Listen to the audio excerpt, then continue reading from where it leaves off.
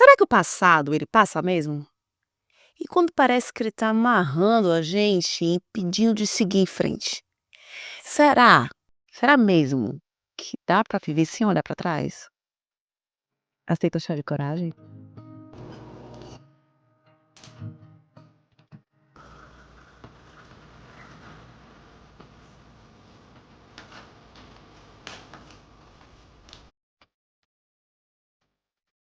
Olá, Elisama, tudo bem? Tenho acompanhado o chá de coragem. As suas reflexões têm me ajudado a colocar nome em sentimentos que, por muito tempo, eu só sabia sentir, mas não entender. Por isso, eu resolvi te escrever. Namorei durante 8 anos com uma mulher. Éramos muito jovens e crescemos juntas no sentido de amadurecer individualmente, mas não o suficiente para amadurecer dentro da relação. Vivíamos uma dependência emocional muito forte, daquelas que confundem amor com necessidade. A gente se amava, mas se sufocava. Apesar disso, foi um relacionamento bom, cheio de carinho e de parceria, mas também marcado por episódios de traição, da minha parte, que me feriram e fizeram mal por muito tempo, e por uma dinâmica de manipulação que vivíamos uma pela outra. Hoje, eu estou em um novo relacionamento, saudável, leve, com uma mulher incrível com quem tenho construído uma vida de verdade. Mas, ao mesmo tempo, às vezes parece que estamos lutando o tempo todo para fazer dar certo, como se o amor estivesse ali, mas o encaixe exigisse esforço demais. Comecei a fazer terapia há alguns anos. Tenho aprendido a entender os limites, o que eu aceito e eu não aceito mais, em mim e nas relações. Tenho tentado me olhar com mais honestidade, com menos julgamento e com mais coragem. Mas, mesmo assim, há um cordão invisível que me liga à minha ex. É como se eu seguisse caminhando, mas sempre olhando para trás, buscando entender o que ficou, o que faltou, ou até o que ainda me prende. Não é sobre querer voltar, é sobre ainda olhar para trás. É sobre uma parte de mim que parece ter ficado lá, e eu não consigo acessar a subjetividade na minha vida para entender o motivo. Eu gostaria de ouvir sua opinião. Como seguir caminhando sem olhar para trás? Ou talvez entender se esse olhar constante significa que eu tô tentando seguir com a pessoa errada. Agradeço de coração por dedicar tempo e sensibilidade a tantas histórias. A sua forma de acolher e provocar reflexão é, de verdade, um respiro para quem está tentando se entender. Com carinho. Será que o passado passa? A gente, por vezes, tem uma ilusão de que as coisas que nós vivemos, elas vão ficar lá para trás. E tem coisa que parece que fica, né, tem coisa que a gente olha e fala: "Nossa, isso foi em outra vida, nem parece que foi aqui, nem parece que fui eu". Por que não foi você? Foi uma outra versão sua. Mas tem coisa que fica com você por muito mais tempo. Eu quero primeiro falar algo sobre o trauma. As situações vamos entender trauma com aquela situação dolorida que você passa e que deixa uma marquinha. O trauma ele fica aqui, ele deixa uma feridinha em você. Alguns traumas a gente vai cuidar, a gente vai conseguir tratar e vai ficar a cicatriz. Uma cicatriz daquelas que às vezes dói quando faz frio, mas que tá aqui. Outros traumas, eles ficam doendo por muito tempo na nossa vida. O trauma, ele não respeita nem a noção do tempo, nem a noção de espaço. Ele atravessa tudo isso. Como assim? Quando você vive alguma situação que te traumatizou, a tua memória vai te fazer lembrar da situação muitas vezes. Quanto mais latente, quanto mais doloridinho ainda está, mais você vai lembrar dele. Mais coisas vão tocar nele e você vai fazer: "Ai, tô doendo muito, tá doendo muito". Mais cuidado você vai precisar ter. Mais situações você vai viver que vão te fazer se sentir exatamente como aquele dia. Eu dou um exemplo que eu falo que são os roxinhos emocionais. Sabe o hematoma que quando você bate na quina da mesa, que você toma um tropeção, fica aquela marca roxa? Ela normalmente não dói, né? Mas aí se alguém toca sem querer nessa marca roxa, você dá um grito. Só doeu daquele tanto pra você dar um pinote na hora, porque tocou na manchinha roxa. Se tivesse tocado em outro lugar da sua pele, que não tivesse doído, que não tivesse um lugar sensível, aquele toque não ia doer daquele tanto. Óbvio que existem toques que vão causar novos traumas e criar novos roxinhos. Mas eu tô falando do toque normal, todo dia, que ele vai lá e inflama de novo. Então existem situações, fatos, histórias da gente, que enfiam o dedo na ferida, que dói o que aconteceu, dói o dedo, mas dói profundamente e você lembra do dia da ferida, e você lembra de cada detalhe daquele machucado e dói demais, dói demais, dói demais. Nem sempre a gente lembra todos os detalhes do machucado, às vezes a gente só sente a dor absurda e não sabe nem onde foi, mas digamos que no seu caso, que você falou da tua relação, você lembra todos os detalhes do machucado. E aí você sente a dor de alguém ter encostado e relembra a dor do outro dia, a dor de quando aquilo aconteceu. Por isso que o trauma, ele não respeita nem tempo e espaço, porque não é uma dor de agora somente que você está sentindo. Você sente a dor de agora e a dor de quando causou. E aí todas as situações na sua vida que se assemelharam, elas vão inflamando mais aquilo dali. E aí fica aquele acúmulo de dores, sabe? Fica aquela pele muito, muito, muito sensível, aquele machucado muito grande aqui. O passado não passa, porque ele ainda tá aqui. Ele segue sendo machucado. O roxinho ainda tá aqui, o hematoma ainda tá aqui, a marca ainda tá aqui. Ela não tá lá no passado, não tipo assim: "Ah, bati lá e acabou e não penso mais nisso porque ficou lá no passado". Não, se virou um trauma, se foi algo que te traumatizou, que te machucou profundamente, tá com você. Faz parte desse teu corpo emocional hoje. Às vezes, somente como uma cicatriz, já cuidada, já bem sarada, nunca com uma pele normal, porque vai ficar marca, a gente tem as marcas da vida, às vezes como cicatriz, às vezes como ferida, às vezes como ferida ainda que ainda magoa, né, que ainda tá, inflamada, tá? Esse é o primeiro ponto que eu quero que você pense. O trauma, ele fica com você, ele é atemporal, ele não respeita os espaços, os limites físicos, ele vem diversas vezes. Coisas lembram, gente, uma situação difícil que você viveu, a fala de alguém, o jeito que aquela pessoa faz, o jeito que alguém comentou, um cheiro, um perfume. Quantas vezes um perfume faz o coração da gente doer, porque você lembrou de alguém que usava aquele perfume que foi tão importante na tua história e vinha lágrima no olho sem você nem perceber. Músicas. Quantas coisas trazem aquela memória vívida, como se você estivesse passando por aquilo agora. E você me diz que você teve uma relação, que essa relação era muito intensa e era uma relação de codependência, uma relação em que vocês viviam misturadas. E agora você olha para a relação e fala: "Nossa, a gente é tão legal, a gente é tão bacana, mas não sei, não é daquele jeito". E aí, amores, a gente precisa parar pra pensar, se não é daquele jeito, é porque é bom não ser daquele jeito, já que aquele jeito era meio doente, né. A gente precisa lembrar do episódio que eu falei aqui sobre o apego. Quais são as minhas memórias sobre o amor? O que é que eu nomeei como amor? Como eu estou acostumada a me relacionar? Porque às vezes, essa preocupação se o outro fez ou não fez, o ciúme, a briga, a tensão, o corpo sempre tenso, a respiração sempre aqui na garganta, que não desce pro peito. A ausência total de relaxamento é misturada com a noção de amor na relação e eu penso: "Eu só sinto isso porque eu amo". Você aprendeu que o amor, ele te deixa em alerta, que o amor, ele te deixa assustada, assustado, que o amor é algo que mexe com o teu sono, com a tua fome, que ele tem uma intensidade tão grande de perturbar a tua mente de um jeito tão intenso, que se isso não acontece, não é amor. E aí você sai de uma relação que era doentia, que te tirava o sono, que te tirava a paz, e vai para uma relação que tem esse negócio que chama paz. Em que você não precisa pensar o tempo inteiro o que que a outra pessoa está fazendo, porque vocês conversam. Em que a outra pessoa não te demanda emocionalmente o que essa energia de estar falando o tempo inteiro, de estar brigando, de estar não tem. E gente, a gente estranha.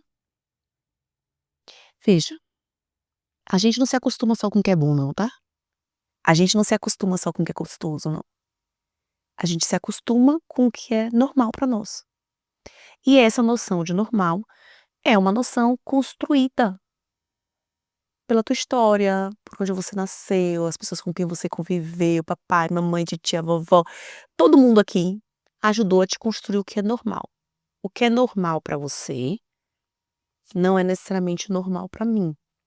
Normal não é saudável, normal não é o que é bom, normal não é o que é melhor, normal não é o que é mais potente, normal é só o que é a norma. E a norma nem sempre é maravilhosa. E aí quando a gente tá falando de relações amorosas, quando a gente tá falando de apego, quando a gente tá falando de não só apego, não só nas relações amorosas, porque a gente se apega ao trabalho, a gente se apega aos amigos, a gente se apega a forma de apego, gente, ela tá em tudo, ela não tá só em como você namora alguém, ela tá em como você se dedica às suas relações, se tudo é relação. Nós estamos em relações o tempo inteiro. Então eu preciso entender o que é a norma pra mim nas relações e se eu acho que o que eu entendo como a norma, o que eu entendo como comum, é o que eu quero levar pra vida, é o que é saudável, é o que eu quero nutrir, é o que eu quero ver crescer. Se o que eu aprendi que é o comum, que é o normal, é o que eu quero ver brilhar na minha vida, que se é o que eu quero regar e nutrir na minha vida. Talvez a sensação de ausência de paz, na realidade de paz na relação, a sensação de tranquilidade na relação, a gente olha e pensa: "Nossa, mas é uma relação tão morninha, tão sem gracinha assim". É sem graça, né, não tira minha fome, não me deixa louca, não me deixa nervosa, não me faz surtar, não me faz gritar, não me faz então assim, será que isso é amor? Dá pra ser amor sem ser um surto? Dá pra ser amor sem ser uma cobrança absurda? E tem um lugar que a gente precisa enxergar na culpa na nossa vida, porque a culpa, ela aprisiona a gente nas relações também. E aí você me fala que houve uma traição da sua parte. O quanto você consegue nomear os seus erros, entender os seus erros e saber que aquele erro não te define e que aquele erro não tem que te aprisionar a uma situação. Porque quando a gente causa o fim da relação, quando a gente toma uma atitude que é a atitude que culminou o fim da relação, quando a gente faz algo que a gente considera completamente, inapropriado, porque assim, gente, o que é a culpa? Tem muitas noções de culpa, tá, tem muitos autores que falam sobre culpa. Eu vou utilizar aqui uma uma mistura ali do que o Freud falava, do que a Brené Brown fala, que é: a culpa sou eu vivendo o desacordo das minhas atitudes com o que eu acredito que eu deveria de como eu acredito que eu deveria me comportar. Então a culpa, ela é um desencontro do que eu penso que eu deveria agir, com a forma que eu deveria agir. Não tá batendo. E aí quando eu penso: "Nossa, o certo de agir aqui é assim, mas eu agi de uma outra forma", eu sinto culpa. A culpa seria um um sentimento importante, um termômetro para a gente também ajustar os nossos passos diante da vida em comunidade. Então é importante de vez em quando eu perceber que: "Caramba, eu acredito nisso e eu agi assim, olha, fui incongruente". Sentir um pouco de culpa, respirar, entender que: "Putz, quero ajustar o passo". A culpa seria esse: "Ó, acorda menina, não é assim não, você fez aqui, você não gosta disso daqui, não quer agir assim". A Brené Brown, ela separa a culpa da vergonha, né. Ela fala que a culpa é esse sentimento do: "Eu fiz um erro, eu cometi um erro", ela incomoda, ela dói, eu não queria ter agido assim. A vergonha vem com essa carga maior de: "Eu sou o erro, eu não cometi um erro, eu sou o erro, eu não agi assim, eu sou essa atitude. Só pessoas horríveis agem de acordo com essa atitude". Isso seria a vergonha. A culpa, a vergonha também, mas assim, ambas às vezes, fazem com que a gente fique achando que o erro que a gente cometeu precisa de uma reparação que é tão grande que você fica ali se chicoteando por muito tempo. O que teria acontecido se eu não tivesse errado? O que teria acontecido se eu não tivesse agido assim? O que teria acontecido, sabe? E aí você fica preso ou presa em relações, em situações que você não tem mais como sair, porque você já agiu. Você já aconteceu. O que você pode fazer é lidar com as consequências do teu erro, da tua falha, do teu tropeço, da tua humanidade, porque assim, você vai falhar, você vai errar, você vai agir de uma forma que você não queria agir. É importante a gente olhar para entender se a gente está se sentindo preso a algo ou alguém por conta da culpa. Eu te falei agora que você precisa ver qual é a tua noção de amor, se a tua noção de paz, se a paz anda com o amor para você. Para muitos de nós ela não anda. A gente não aprendeu a ter paz e a ter tranquilidade no amor.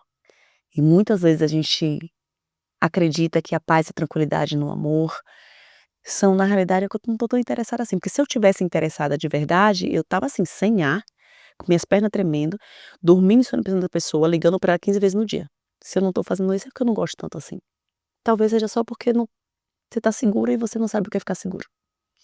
E aí eu te falei pra você olhar isso, pra você observar a culpa. E tem uma ilusão que a gente tem de que o amor ele vai ser fácil. E se ele tá pedindo algum esforço pra dar certo, então não é amor. Ô gente, não é assim que funciona não. Relações pedem esforço.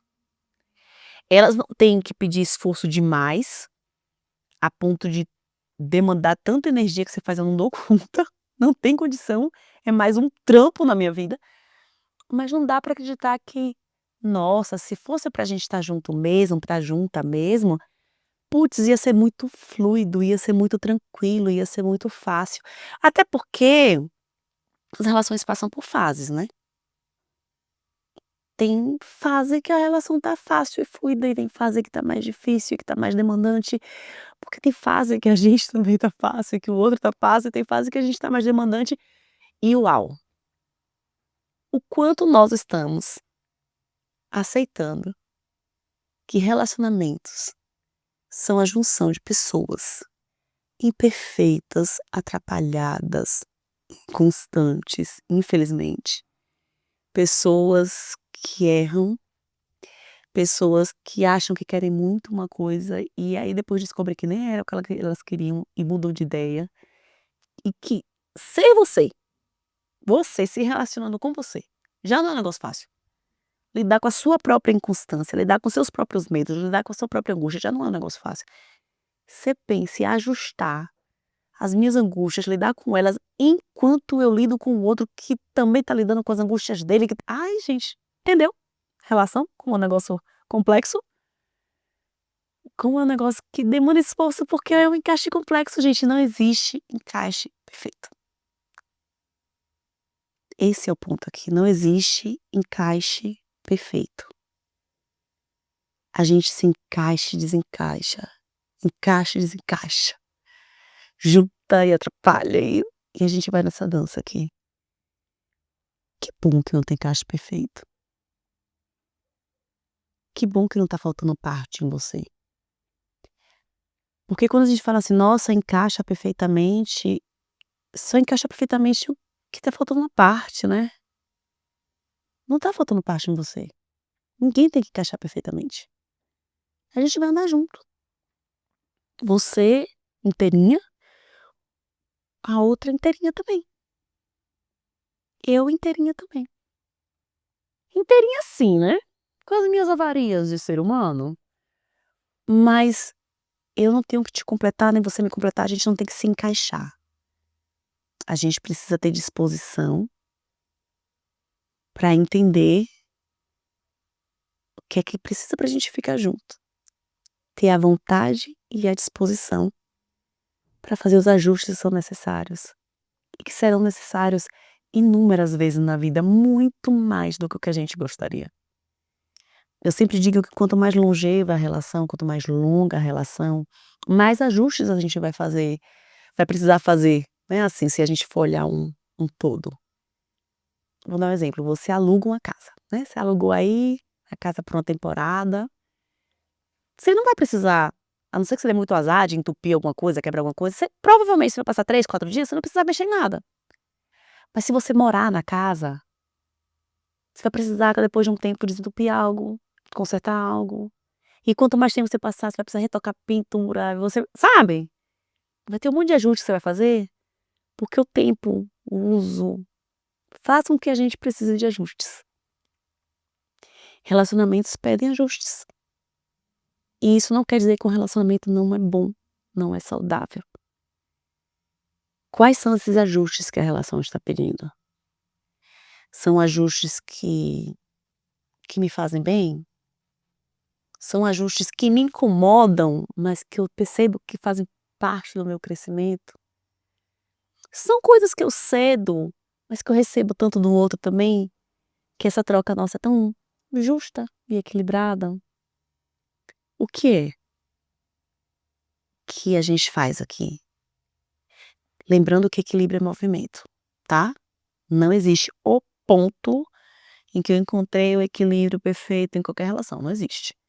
O equilíbrio é uma dança, a gente mexe para um lado, para o outro, hoje eu fui para o lado de cá e dizer: "Epa, né, vamos ficar aqui".